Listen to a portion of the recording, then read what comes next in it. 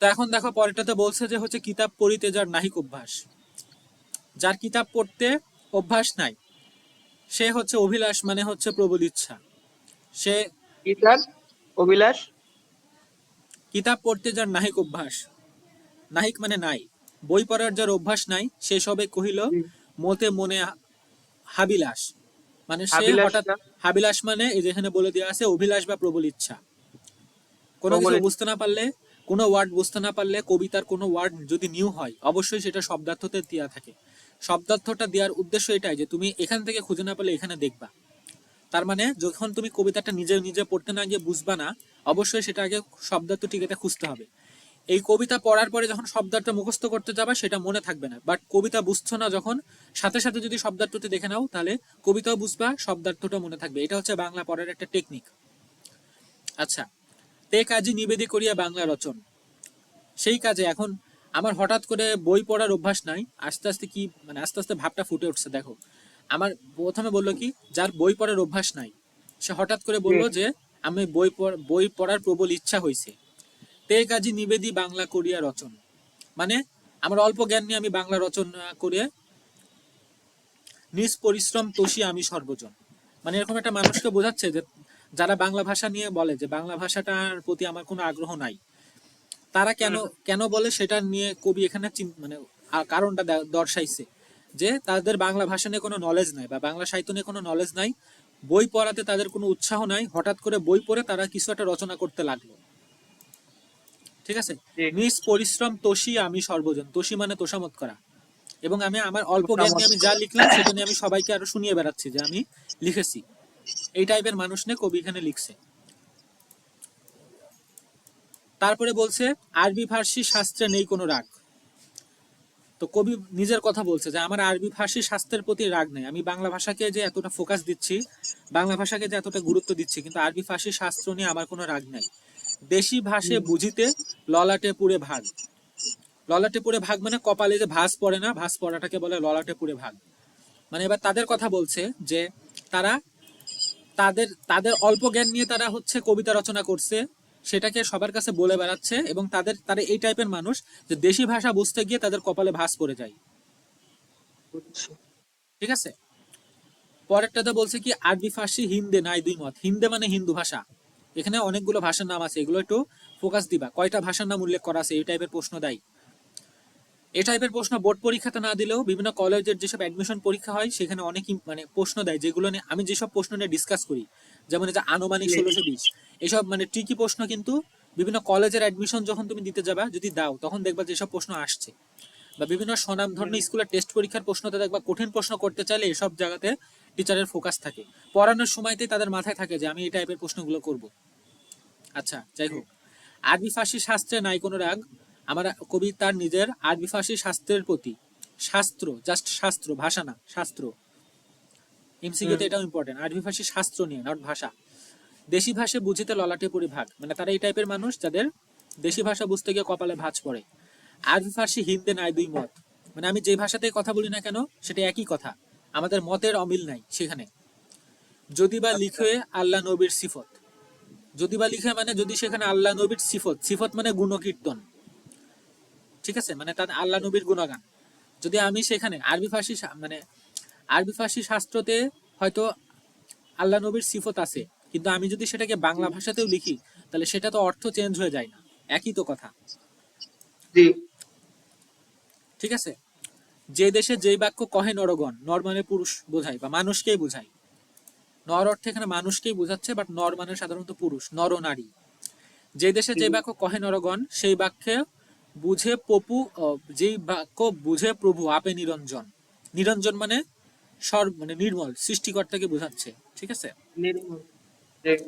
তো এখন বলছে যে তুমি যে দেশে যে বাক্য তুমি, যদি তুমি এই যে আমাদের দেশের মুসলমানরা বাংলাতে আল্লাহর কাছে প্রার্থনা করছে, পাকিস্তান দেশের যেই মুসলমান পুরুষরা আছে বা মানুষরা আছে তারা পাকিস্তানি ভাষাতে কথা বলে আল্লাহর কাছে বলছে, তাহলে আমি যেই ভাষাতেই কথা বলি না কেন সৃষ্টিকর্তা সেটা বুঝতে সক্ষম।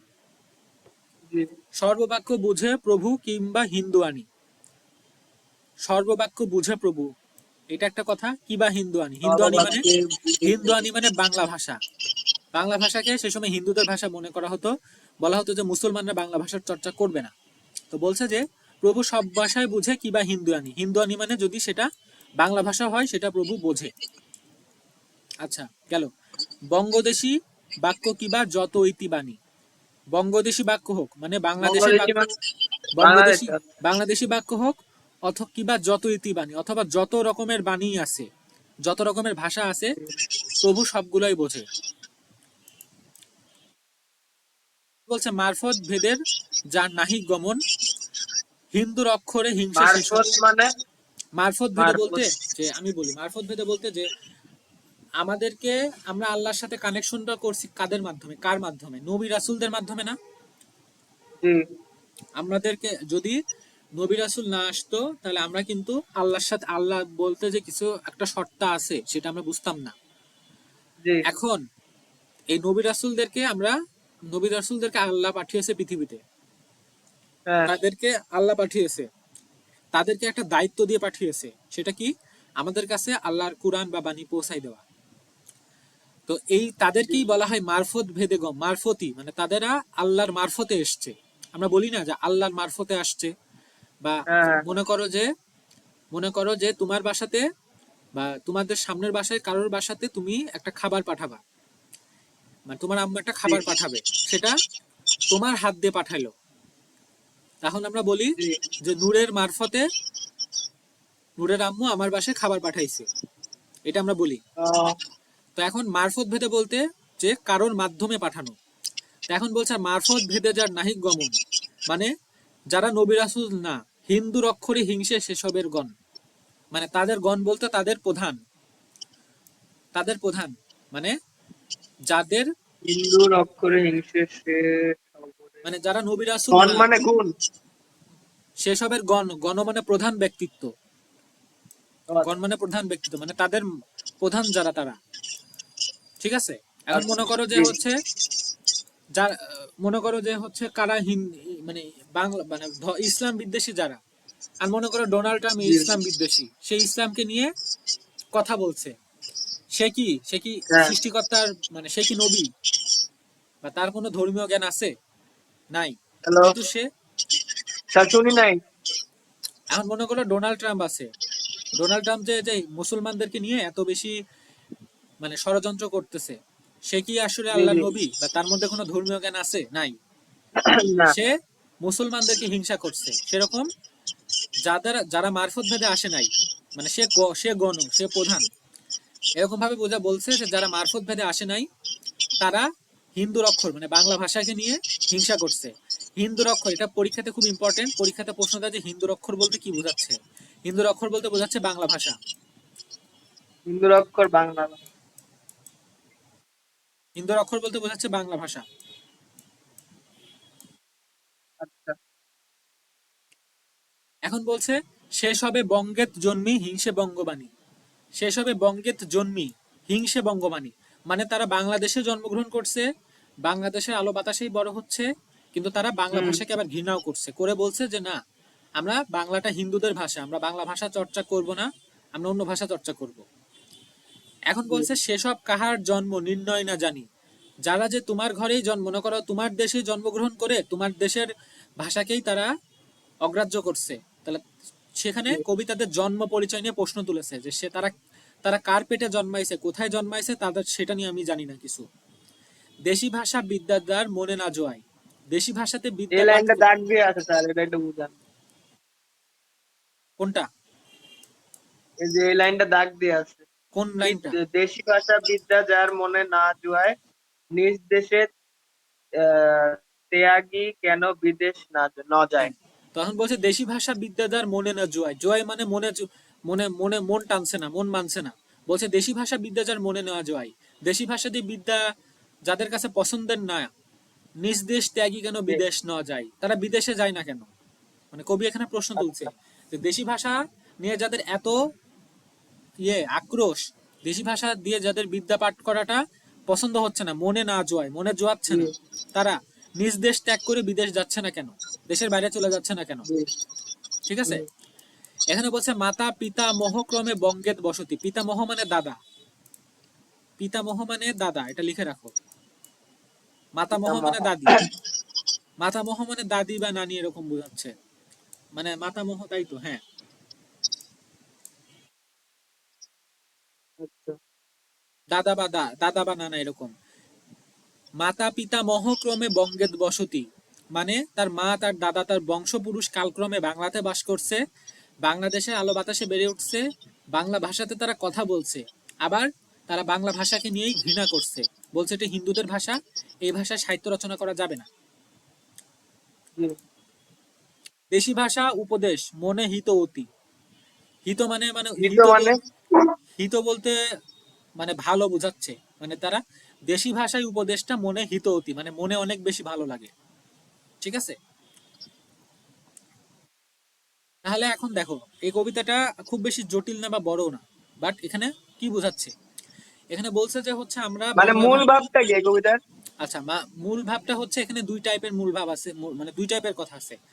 একটা হচ্ছে যে এখানে বাংলা ভাষা বা নিজ ভাষায়, শুধুমাত্র বাংলা ভাষা নয় কিন্তু নিজ ভাষার প্রতি একটা অনুরাগ উঠে আসছে, এবং জি বলছে যে আমরা বাংলা ভাষাতে স্বপ্ন দেখি, মনে মনে কথা বলি বাংলা ভাষাতে, তাহলে আমাদেরকে সাহিত্য রচনা করার জন্য নিজ ভাষা ত্যাগ করে অন্য ভাষা কেন চুজ করা লাগবে?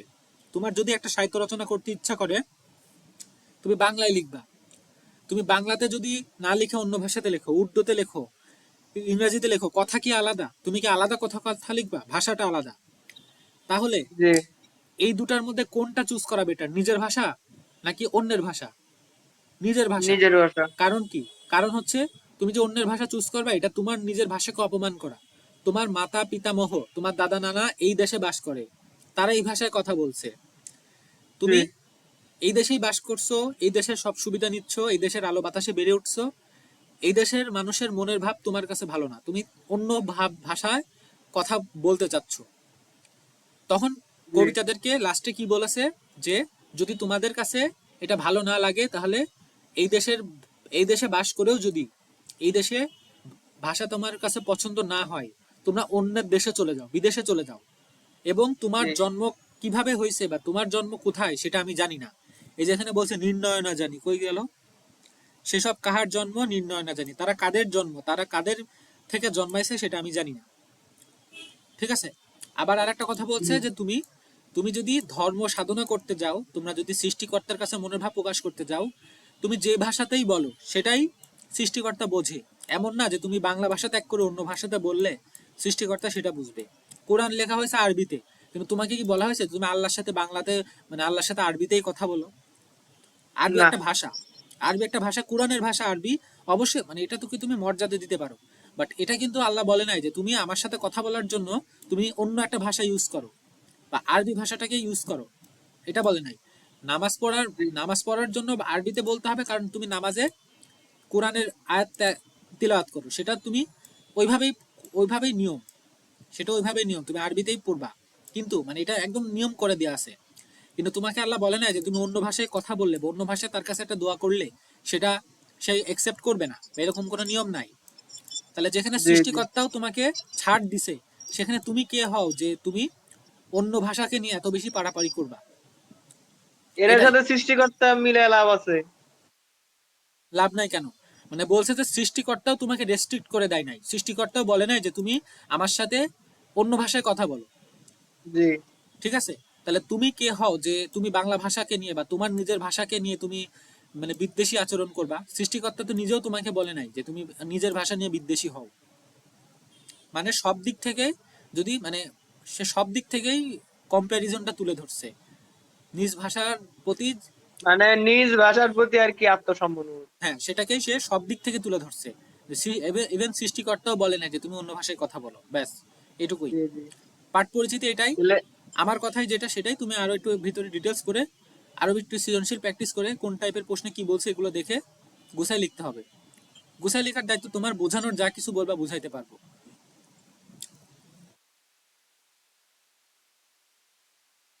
কোনো প্রশ্ন আছে কবিতা নিয়ে?